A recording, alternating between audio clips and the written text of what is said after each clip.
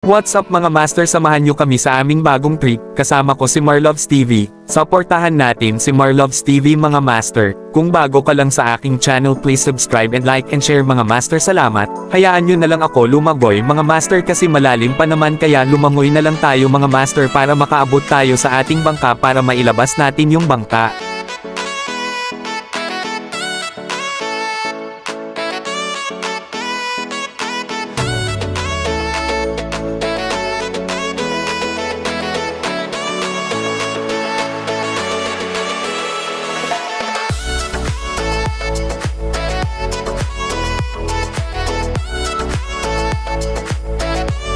At nandito na tayo mga master, nagsimula na tayong mamangwit ng isda at ito lang ang nakuha namin ni Marloves TV mga master. Nakadali pa tayo ng isa, kasi yung pam-A namin kasi, maliliit na shell sa gilid lang ng baybay namin nakuha, kaya ito lang nakuha natin, pero pwede na to sa kinilaw.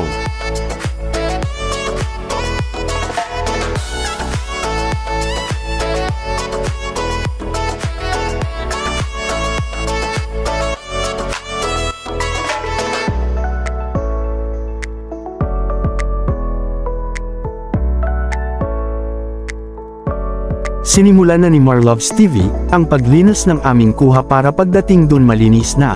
At sosyal pa si Marloves TV, mga master, kinuha pa yung mga buto ng isda. Ako lang muna ang mag-video sa kanya para makita nyo ang kagwapuhan ni Marloves TV mga master. Wala ba kayong napansin dyan sa ibaba, mga master? Kahit mababa lang lakas ng agos ng tubig dagat, ganyan talaga dito sa aming lugar mga master. Saan banda malalakas talaga ang agos ng tubig dagat mga master, buti na lang nakaangkla kami, kung wala saan na kami napunta ni Marloves TV.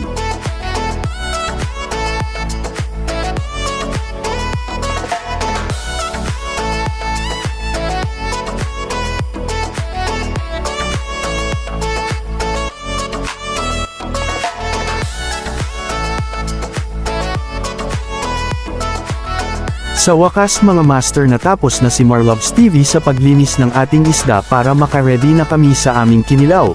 Pupunta na kami sa aming maliit na bahay dito lang sa gitna ng dagat mga master. Kaya naisip namin na pupunta na lang dito sa dagat. Wala kasete sa aming trip ni Marloves TV mga master. Dito na lang tayo mga master. Salamat sa walang sawang panunood nyo sa aking video. Sana suportahan nyo din si Marloves TV. Kagaya sa pagsuporta nyo sa akin mga master. Dito na lang tayo. Salamat sa inyo mga master.